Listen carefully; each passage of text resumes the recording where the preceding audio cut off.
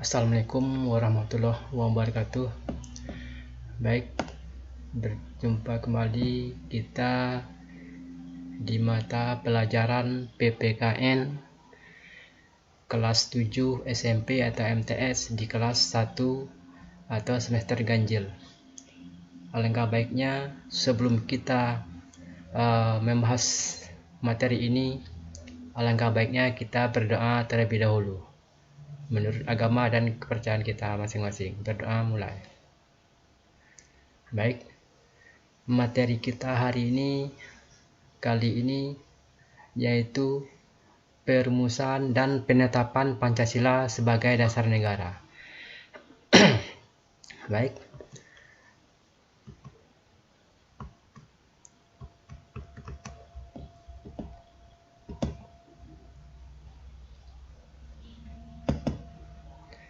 sebelum kita mempelajari materi ini, sebaiknya kita harus tahu dulu apa tujuan pembelajaran kita. Pertama, siswa dapat menjelaskan sejarah perumusan Pancasila sebagai dasar negara Indonesia. Yang kedua, siswa dapat menjelaskan peran para pendiri negara dalam merumuskan Pancasila. Ketiga, siswa dapat menjelaskan semangat dan komitmen para pendiri negara dalam perumusan Pancasila. Keempat, siswa dapat menunjukkan sikap meneladani semangat dan komitmen para pendiri negara. Nah, karakter siswa yang diharapkan di sini adalah pertama, cinta tanah air, kreatif, mandiri, dan semangat kebangsaan. Selanjutnya, nah, langsung aja kita ke materinya. Perumusan Pancasila sebagai dasar negara. 1. Pembentukan BPUPKI. Bangsa Indonesia mengalami sejarah yang panjang dalam melawan penjajah. Kita pernah mengalami penderitaan ketika dijajah oleh Belanda. Sejarah juga mencatat kekalahan Belanda oleh Jepang dalam Perang Asia Timur Raya menyebabkan bangsa Indonesia dijajah oleh Jepang. Ibarat pepatah, lepas dari mulut harimau masuk ke mulut buaya. Next. Nah, penderitaan akibat pelaksanaan kebijakan tentara Jepang terhadap bangsa Indonesia yaitu: pertama, pelaksanaan kerja paksa atau dikenal dengan kerja rodi. Contohnya melakukan pekerjaan pembangunan dan pekerjaan berat lainnya. Contohnya membangun gedung, membuat rel, dan membuat jembatan. Nah, sudah banyak bukti sejarah sebagai bukti bahwa negara kita pernah dijajah oleh Jepang atau Belanda. Seperti banyak bangunan-bangunan yang tua, ya, jembatan, rel, dan sebagainya. Menjadi saksi bisu kita pernah dijajah oleh Belanda atau Jepang. Yang kedua, pengambilan paksa. Pengambilan paksa yaitu di sini adalah mengambil hasil pertanian para petani rakyat Indonesia, yaitu mengambil beras atau padi, jagung, dan hasil pertanian lainnya, diambil secara paksa tanpa diganti rugi oleh pihak Jepang. Yang C, ada perbudakan paksa. Contohnya memaksa perempuan-perempuan bekerja secara paksa dan diperlakukan tidak manusiawi. Next. Jepang mulai menguasai Indonesia setelah Belanda menyerah di Kalijati, Subang, Jawa Barat, yaitu pada tanggal 8 Maret 1942. Kedatangan Jepang semula disangka baik oleh bangsa Indonesia. Banyak semboyan Jepang dikumandangkan oleh Jepang untuk menarik simpati bangsa Indonesia, yaitu Jepang Pelindung Asia, Jepang Pemimpin Asia, Jepang Cahaya Asia. Ternyata tidak jauh berbeda dengan Belanda. Ibarat pepatah Minang, keluar 3 masuk baru. Nah, kemenangan Jepang di Asia tidak bertahan lama karena pihak sekutu melakukan serangan balasan, yaitu pihak sekutu yaitu Inggris, Amerika, Belanda. Nah, akhirnya satu persatu wilayah jajahan Jepang kembali ke tangan sekutu.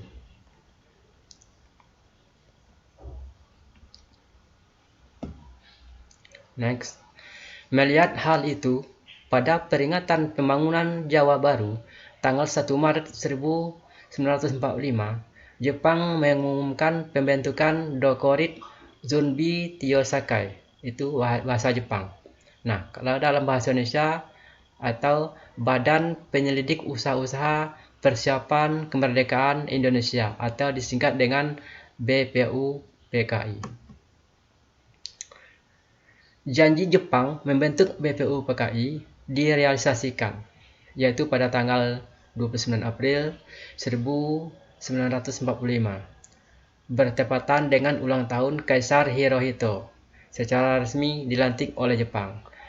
Kaisar Hirohito ini adalah jenderal tertinggi Jepang waktu itu. Dengan jumlah anggota 62 orang yang terdiri dari tokoh-tokoh Indonesia dan 7 orang dari tokoh Jepang. Susunan BPUKI. Nah, susunannya sebagai berikut. Ketuanya adalah Dr. KRT Rajiman Wedyodiningrat. Wakilnya ada 2, 1 Ichibangase Yoshio dari Jepang dan RP Suroso dari Indonesia. Nah, BPUPKI ini mengadakan sidang sebanyak 2 kali sidang resmi. Pertama, tanggal 29 Mei sampai 1 Juni 1945 membahas tentang dasar negara. Yang kedua, tanggal 10 sampai 17 Juli 1945 membahas rancangan Undang-Undang Dasar. Pada pelaksanaan sidang tidak resmi hanya dihadiri oleh 38 orang. Berlangsung di masa reses antara sidang pertama dan kedua. Tujuannya membahas rancangan pembukaan Undang-Undang Dasar 1945 dipimpin oleh anggota BPUPKI yaitu Insinyur Soekarno di gedung Choi Sang-in, yaitu sekarang disebut dengan Gedung Pancasila. 2. Rumusan dasar negara. Nah, untuk mendirikan negara itu ada rumusannya dulu. Ya, di sini dasar negara merupakan fondasi berdirinya sebuah negara. Oleh karena itu harus disusun sekuat mungkin sebelum suatu negara berdiri. Nah, sama dengan kita membuat rumah, harus bikin fondasi yang kuat dulu agar tidak mudah roboh.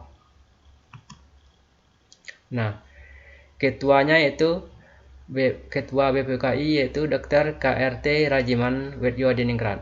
Awal sidang pertama menyatakan bahwa untuk mendirikan Indonesia merdeka diperlukan suatu dasar negara. Beberapa tokoh pendiri negara mengusulkan rumusan negara. Yaitu pertama ada Muhammad Yamin mengusulkan secara lisan 5 dasar bagi negara Indonesia. Pertama, peri kebangsaan, peri kemanusiaan, peri ketuhanan, peri kerakyatan, kesejahteraan sosial. Nah, setelah selesai pidato, Muhammad Yamin menyampaikan konsep dasar kepada ketua sidang, berbeda dengan isi pidatonya.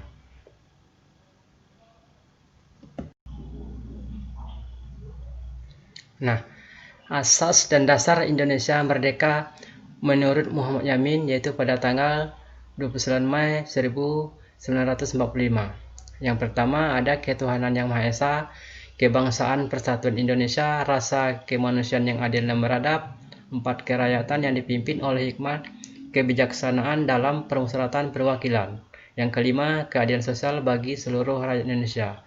Yang kedua ada Supomo, itu pada tanggal 31 Mei 1945. Itu pertama ada persatuan, kekeluargaan, keseimbangan lahir dan batin, musyawarah, serta yang terakhir adalah keadilan rakyat.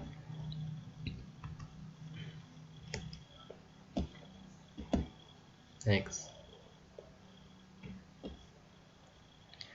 Yang ketiga ada Soekarno, yaitu pada tanggal 1 Juni 1945. Yang pertama ada kebangsaan Indonesia, Yang kedua, internasionalisme atau peri kemanusiaan. Yang ketiga, mufakat atau demokrasi. Keempat, kesejahteraan sosial. Yang kelima, ketuhanan yang berkebudayaan. Nah, Ketua BPUPKI membentuk panitia kecil. Tujuannya untuk mengumpulkan usulan para anggota untuk dibahas pada sidang berikutnya. Nah, anggota ini ada 8, yaitu pertama, Insinyur Soekarno sebagai ketua. Yang kedua, Ki Bagus Hadikusumo anggota, Kiai Haji Wahid Hasim, Mr. Muhammad Yamin, Sutarjo Karto Hadikusumo, A.A. Maramis, Otto Iskandar Dinata, dan terakhir Dr. Ahnus Muhammad Atta. Mereka adalah anggotanya, ketuanya Soekarno. Nah, panitia kecil ini mengadakan pertemuan, memasukkan usulan-usulan yang telah dikumpulkan. Pertama, meminta Indonesia merdeka selekas-lekasnya. Yang kedua, dasar negara. Ketiga, mengenai soal unifikasi dan federasi. Yang keempat, bentuk negara dan kepala negara. 5. Warga negara. 6. Mengenai daerah. 7. Agama dan negara. 8. Mengenai pembelaan. Terakhir, soal keuangan. Sesudah sidang Cusang Sangiin, panitia kecil mengadakan rapat dengan 38 anggota BPUPKI di kantor besar Hokokai. Pertemuan tersebut membentuk lagi panitia kecil. Nah, diketuai lagi oleh Soekarno. Di sini ada 2 golongan. Pertama, ada golongan kebangsaan dan golongan Islam. Golongan kebangsaan diwakilkan oleh Muhammad Hatta, Muhammad Yamin, A.A. Maramis, Mr. Ahmad Subarjo. Dan dari golongan Islam, Kiai Haji Wahid Hasim, Kahar Muzakir, Haji Agus Salim, R. Abi Kusno, Jokro Sujoso. Nah, panitia ini dikenal dengan sebutan Panitia 9 karena anggotanya ada 9. Selanjutnya, panitia ini mengadakan rapat di rumah kediaman Insinyur Soekarno di Jalan Pengasaan Timur nomor 56 Jakarta.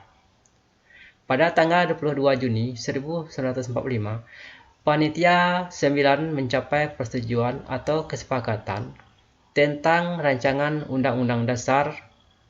Rapat berlangsung secara alot karena perbedaan dasar negara, terutama soal agama dan negara. Nah, yaitu dari Soekarno, rancangan dasar ini diberi nama Mukadimah. Mr. Yamin dinama Piagam Jakarta. Sukiman Wirjosanjojo disebut dengan Gentleman Agreement.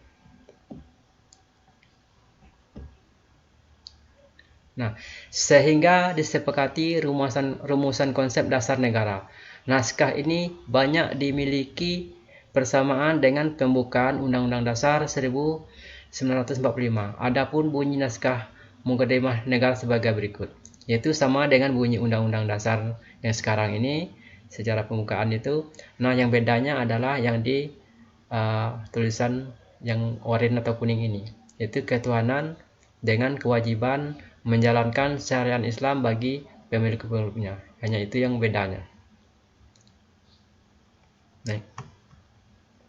Nah, naskah Mukadimah ini ditandatangani oleh semua anggota Panitia 9, dikenal dengan Piagam Jakarta atau Jakarta Charter.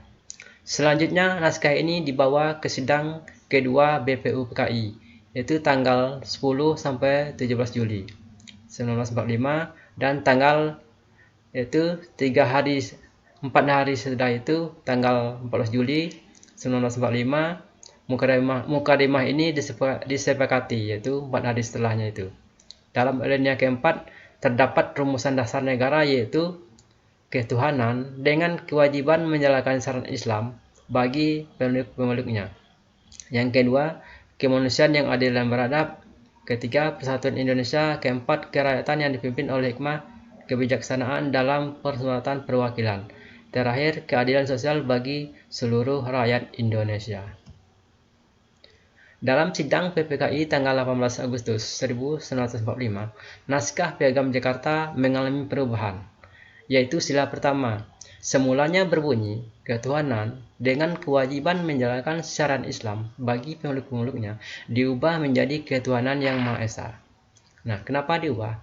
Latar belakang perubahan ini menurut Muhammad Hatta bermula datangnya ada utusan Ofsir atau Kaigun Angkatan Laut Jepang bahwa wakil-wakil Protestan dan Katolik, Protestan itu maksudnya agama ya, agama Protestan dan agama Katolik, merasa keberatan dengan bagian kalimat tersebut. Terhadap keberatan tersebut, sebelum sidang PPKI dimulai, Muhammad Hatta mengajak Kiai Haji Wahid Hasyim, Mr. Kasman, Singo di Mejo, dan Mr. Teguh Muhammad Hasan mengadakan rapat pendahuluan supaya tidak terpecah sebagai bangsa. Kemudian mereka sepakat untuk menghilangkan kalimat tersebut dan menggantikan dengan ketuhanan yang Maha Esa. Dengan demikian, rumusan tersebut diubah menjadi: pertama, ketuhanan yang Maha Esa; yang kedua, kemanusiaan yang adil dan beradab; ketiga, persatuan Indonesia; keempat, kerakyatan yang dipimpin oleh hikmat kebijaksanaan dalam persatuan perwakilan; dan kelima, keadilan sosial bagi seluruh rakyat Indonesia. Nah, itulah panjangnya proses pembentukan perumusan dasar negara. Nah, sampai saat sekarang Pancasila ini masih kita pakai. Nah, demikianlah pembahasan kali ini. Semoga bermanfaat buat kita semua. Saya akhiri. Assalamualaikum warahmatullahi wabarakatuh.